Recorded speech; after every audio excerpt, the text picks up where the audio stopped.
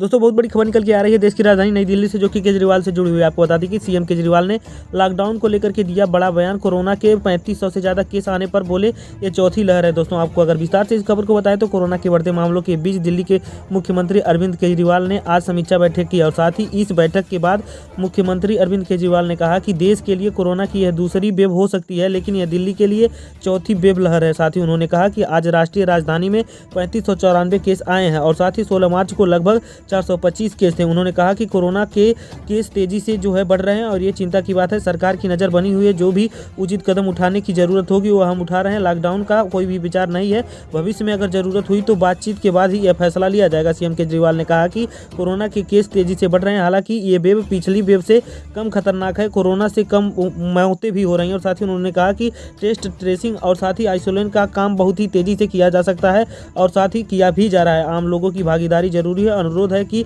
सभी मास्क जरूर पहने और साथ ही सोशल डिस्टेंसिंग मेंटेन भी करें। उन्होंने कहा कि आज मीटिंग में हमने अस्पतालों में एम्बुलेंस की व्यवस्था, आईसीयू व्यवस्था और साथ ही बेड्स की व्यवस्था को लेकर के पूरी प्लानिंग की है। मुख्यमंत्री ने कहा कि पिछली 3 वेव को दिल्ली वालों ने खूबसूरती से हैंडल किया और साथ ही हॉस्पिटल मैनेजमेंट और साथ ही टीकाकरण पर भी सरकार ध्यान दे रही है। अगली बड़ी खबर निकल के आ रही है दोस्तों एलपीजी के दामों से लेकर के, जो कि बहुत बड़ी खुशखबरी है। आपको बता दें कि 809 रुपये का एलपीजी गैस सिलेंडर सिर्फ 9 रुपये में मिल रहा है। आपको कैसे मिलेगा आपको बताएं कि इस बम्पर ऑफर के बारे में आपको पूरी तरह से हम विस्तार से बताएंगे। दोस्तों आपको विस्तार से अगर इस खबर को बताएं तो 1 अप्रैल से एलपीजी गैस सिलेंडर के दाम घट गए हैं। एलपीजी गैस सिलेंडर की कीमत में 10 रुपये की कटौती की गई है। इसके बाद दिल्ली में बिना सब्सिडी वाले 14.2 किग्रा के एलपीजी गैस सिलेंडर का घट करके 809 रुपये हो गया है। इसके साथ ही सस्ते घरेलू गैस सिलेंडर खरीदने के लिए पेटीएम अपने ग्राहकों के लिए बम्पर ऑफर लेकर के आया है, जिसे अगर आप लेना चाहते हैं तो पूरे वीडियो को हमारे देखें। और साथ ही इस ऑफर के तहत ग्राहकों को 809 रुपये वाला गैस केवल 9 रुपये में मिल सकता है। दोस्तों आपको बता दें कि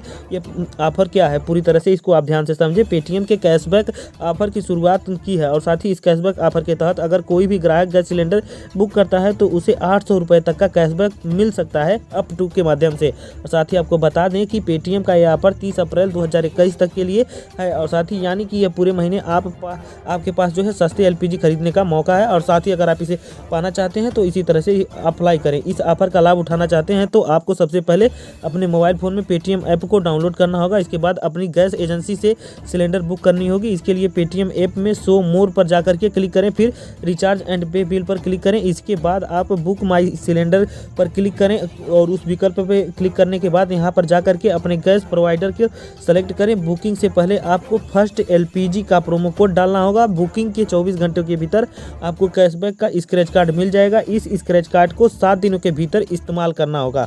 दोस्तों अगर आपको वीडियो अच्छा लगा तो वीडियो को लाइक करें और साथ ही चैनल को सब्सक्राइब भी करें। दोस्तों अगली बड़ी खबर निकल के आ रही है महाराष्ट्र से, जो कि सीएम उद्धव ठाकरे से जुड़ी हुई है। आपको बता दें कि सीएम उद्धव ठाकरे बोले कोरोना विकराल रूप ले रहा है और साथ ही लॉकडाउन को लेकर के बहुत बड़ी बात कही उन्होंने। आपको विस्तार से इस खबर को अगर बताएं तो महाराष्ट्र में कोरोना के कहर के बीच मुख्यमंत्री उद्धव ठाकरे ने राज्यों के लोगों को संबोधित किया है। उन्होंने कहा है कि कोरोना विकराल रूप ले रहा है। सीएम ने अपने बयान की शुरुआत में कहा है कि लॉकडाउन लगेगा या नहीं, ये अभी जवाब मैं इसका नहीं दे रहा हूं। हालांकि उन्होंने साफ किया है कि कोरोना की परिस्थिति ऐसी हो रही है कि लॉकडाउन लगाने पर विचार किया जा रहा है। और अब साथ ही आपको ये बता दें कि इस बात को नकारा नहीं जा सकता कि सीएम ने कहा है कि आज पूरे लॉकडाउन के संकेत दे रहा हूं और साथ ही लॉकडाउन लगा नहीं रहा हूं और साथ ही 2 मार्च को चर्चा के लिए निर्णय भी लूंगा। और साथ ही आपको ये भी बता दें कि सीएम उद्धव ने कहा कि लोगों को घबराने की जरूरत नहीं है।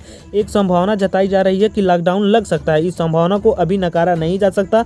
उन्होंने कहा कि मार्च से पहले तेजी से कोरोना के केस बढ़ रहे हैं, कोरोना विकराल रूप ले रहा है। मुख्यमंत्री ने कहा कि मुझे किसी ने विलेन बनाने की कोशिश की तो मुझे चिंता नहीं है, लेकिन मुझे जो जिम्मेदारी दी गई है उसका निर्वहन करूंगा। उन्होंने आगे कहा कि महाराष्ट्र इकलौता राज्य है जहां तेजी से हॉस्पिटल बनाए गए और साथ ही मुंबई जनवरी के अंत में और फरवरी की शुरुआत में 300 से 4 मरीज रोज आते थे, जो कि आज 8000 से अधिक आ रहे हैं। महाराष्ट्र में पिछले कुछ सप्ताह से कोरोना मामले नए सिरे से और साथ ही नई तेजी से आ रहे हैं। गुरुवार से ही राज्य में 43,183 लोग कोरोना संक्रमित हो गए और यह अब तक का एक दिन का सर्वाधिक मामला है। इसके पहले 28 मार्च को महाराष्ट्र में कोविड-19 के 40,414 नए मामले सामने आए थे और ये एक चिंतनीय विषय है, जिसको मैं पूरी तरह से अपने कर्तव्य का निर्वहन करूंगा और लोगों की रक्षा करने के लिए जो भी कदम उठाना पड़ेगा उसे मैं उठाऊंगा। बड़ी खबर निकल के आ रही है दोस्तों, भारत को लगी ठोकर तो अब सऊदी अरब का गुरूर तोड़ने का बनाया प्लान। दोस्तों आपको अगर विस्तार से इस खबर को बताएं तो तेल उत्पादक और निर्यातक देशों में जब अप्रैल में भी उत्पादन में कटौती जारी रखी है तो भारत ने सख्त तेवर अख्तियार कर लिए हैं। साथ ही विगत दिनों के लिए केंद्रीय तेल तेल और गैस मंत्री धर्मेंद्र प्रधान ने सऊदी अरब के तेल मंत्री अब्दुल अजीज बिन सलमान अल उल सऊद के बयान पर जो है आपत्ति जाहिर की है। साथ ही आपको ये भी बता दें कि भारत के कच्चे तेल के दाम को कम करने की अपील की थी, लेकिन अब्दुल अजीज बिन सलमान अल सऊद का कहना था कि भारत अपने उसे स्ट्रेटेजिक तेल रिजर्व का इस्तेमाल करे और साथ ही जो उसने पिछले साल तेल के गिरती कीमतों के दौरान तेल खरीद करके जमा किया है उसे यूज करे। और साथ ही आपको ये भी बता दें कि समाचार एजेंसी रॉयटर्स ने सूत्रों के हवाले से बताया है कि भारत की तेल उत्पादक इकाइयाँ जो है सऊदी अरब से ईंधन के निर्यात के 1/4 कटौती की योजना बना रही है और साथ ही भारत की योजना हर महीने औसतन 10.8 मिलियन बैरल तेल आयात करने की योजना है, जबकि यह पहले जो है 14.8 मिलियन बैरल था। और साथ ही आपको ये भी बता दें कि केंद्रीय तेल और गैस मंत्रालय ने सचिव तरुण कपूर ने बताया कि भारत ने राज्यों के स्थित तेल उत्पादक रिफाइनरियों से जो तेल उत्पादकों के साथ संयुक्त रूप से बातचीत करने के लिए कहा है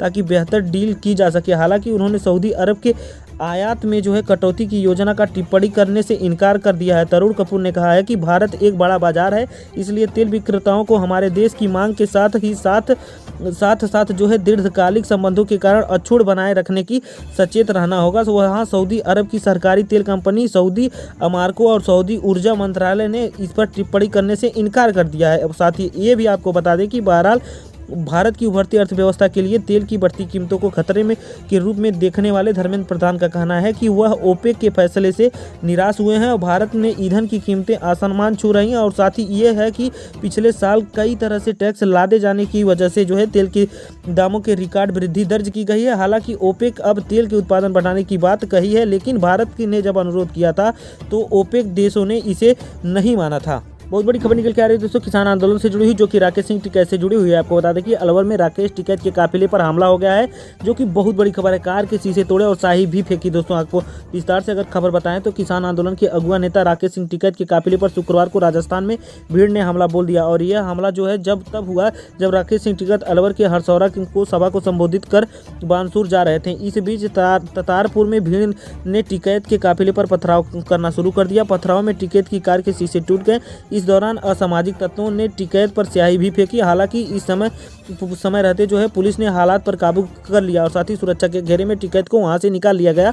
पुलिस सुरक्षा के बीच ही टिकैत को वहां से बानसूर पहुंचाया गया। साथ ही आपको ये बता दें कि टिकैत पर हुए हमले को लेकर के किसान आंदोलन से मंच बीजेपी को जिम्मेदार ठहराया गया और किसान नेताओं ने इस हमले पर प्रतिक्रिया देते हुए बानसूर की किसान सभा के मंच से कहा कि हम ईंट का जवाब पत्थर से देंगे। बीजेपी पर इस हमले के आरोप लगाते हुए कहा गया कि राजस्थान में भी बीजेपी की हालत हरियाणा और पंजाब जैसी की जाएगी और राजस्थान का किसान ने बीजेपी को पहले भी धूल चटाई है और इस तरह से हिमाकत की तो जो है घर से बाहर निकाल करके जूते मारने का भी काम करेंगे। ललकार किसानों की ट्रैक्टरों पर तोप लगा आओ और साथ ही दिल्ली खाट भी लाना, लंबी है लड़ाई, ऐसा उन्होंने एक चुटकी भी लेकर के यह बात कही। अगली बड़ी खबर निकल के आ रही है दोस्तों कांग्रेस से जुड़ी हुई। आपको बता दें कि खुद को कांग्रेसी कहलाना अच्छा नहीं लगता। पुराने साथी ने लिखा सोनिया गांधी को पत्र, अपनी ही पार्टी पर उठाए सवाल। दोस्तों आपको अगर विस्तार से इस खबर को बताएं तो कांग्रेस के वरिष्ठ नेताओं ने और युवा नेतृत्व के बीच जारी अंदरूनी कलह अब खुल करके सामने आने लगी है। हाल ही में कांग्रेस के सबसे अनुभवी 23 नेताओं ने समूह ने खुल करके अपनी नाराजगी जो है जाहिर की है और पार्टी के हर स्तर पर बदलाव की मांग की है। अब पार्टी के हर एक को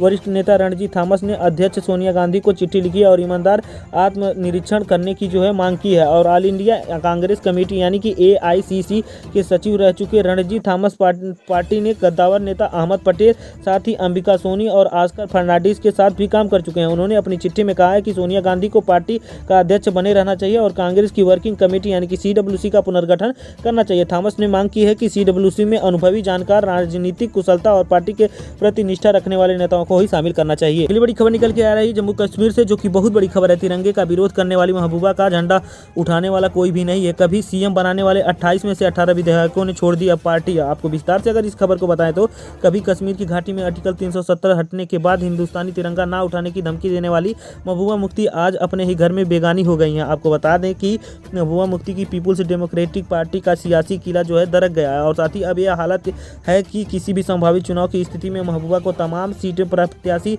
तक नहीं मिल पा रहे हैं। एक जमाने में महबूबा मुफ्ती ने जिन 28 विधायकों के सहारे अपनी सत्ता का रास्ता तय किया था, अब उनमें से जो है 18 ने उनका दामन छोड़ दिया है। इन नेताओं ने कई नेता तो जो है अपनी पार्टी भी बना ली है या निर्दलीय उम्मीदवार के रूप में काम करना स्वीकार कर लिया है। मोहम्मद मोईद सईद ने जमाने से जो है कश्मीर की जिन नेताओं की पीडीपी का झंडा बुलंद किया था वो अब उनमें से आधे से अधिक महबूबा के साथ तक नहीं दे रहे हैं। अब महबूबा मुफ्ती की पार्टी से नेताओं का यह मोहभंग जो है पूरी तरह से अब खत्म हो चुका है। जबकि कश्मीर के राज्यपाल शासन के कालकांड की शुरुआत हुई है, उस वक्त तत्कालीन राज्यपाल सत्यपाल मलिक की अगुवाई में केंद्र और राज्य की सत्ता की चाबी हाथ से ले ली और साथ ही किला के देख करके जो है महबूबा के साथ उन्होंने छोड़ने का जो है निर्णय लिया। ये बड़ी खबर निकल के आ रही है पीएम मोदी से जुड़ी हुई। आपको बता दें कि पीएम मोदी के खिलाफ वाराणसी से चुनाव लड़ेंगी ममता बनर्जी। महबूबा के ट्वीट पर बीजेपी ने दिया बड़ा बयान। दोस्तों आपको विस्तार से इस खबर को बताएं तो भारतीय जनता पार्टी ने पश्चिम बंगाल की मुख्यमंत्री ममता बनर्जी का 2024 के चुनाव में वाराणसी लोकसभा क्षेत्र से चुनाव लड़ने के फैसले का स्वागत किया है।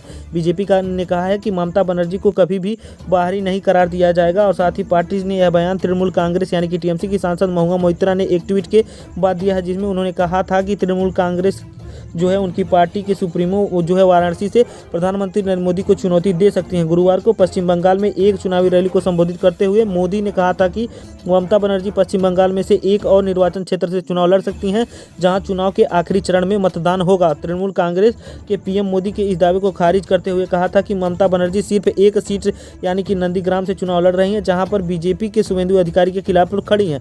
टीएमसी की लोकसभा सांसद महुआ मोइत्रा ने ट्वीट करके हवाला देते हुए कहा कि बीजेपी की राष्ट्रीय महासचिव यानी कि बीएल संतोष ने कहा कि ममता बनर्जी का वाराणसी में स्वागत है और आपकी नेता जो ममता बनर्जी हैं और आपकी पार्टी की स्थापित लोकतांत्रिक मान्यताओं के साथ ही सामना किया जाएगा। अगली बड़ी खबर निकल के आ रही है यूपी से, जो कि मुख्तार अंसारी से जुड़ी हुई है। आपको बता दें कि यूपी के डॉन मुख्तार अंसारी से जुड़ी हुई है खबर है। मुख्तार अंसारी एम्बुलेंस प्रकरण में डॉक्टर अलका राय पर मुकदमा, जानिए क्या है पूरा मामला। आपको बता दें कि माफिया मुख्तार अंसारी को मोहाली कोर्ट में पेश करने के लिए इस्तेमाल की गई एम्बुलेंस के मामले पर बाराबंकी एआरटीओ ने शहर कोतवाली में मुकदमा दर्ज कराया है। एआरटीओ पंकज सिंह ने अपनी तहरीर में कहा है कि फर्जी वोटर आईडी के सहारे जो है डॉक्टर अलका राय ने वाहन का पंजीकरण कराया था। पंजाब के रोपड़ जेल में बंद बसपा विधायक और साथ ही माफिया मुख्तार अंसारी को मोहाली कोर्ट में जो है पेश किए जाने के लिए बाराबंकी नंबर की एम्बुलेंस का प्रयोग किया गया था, जो कि यूपी की एम्बुलेंस में प्रयोग किए जाने का मामला तूल पकड़ता नजर आ रहा है। इस मामले को गुरुवार को एआरटीओ द्वारा बताया गया था कि एम्बुलेंस संख्या यूपी की 41 और ST 7171 श्याम संघ हॉस्पिटल के डॉक्टर अलका राय की निवासी रफी नगर बाराबंकी के पते पर पंजीकृत है, जिसकी फिटनेस 2017 में समाप्त हो चुकी है।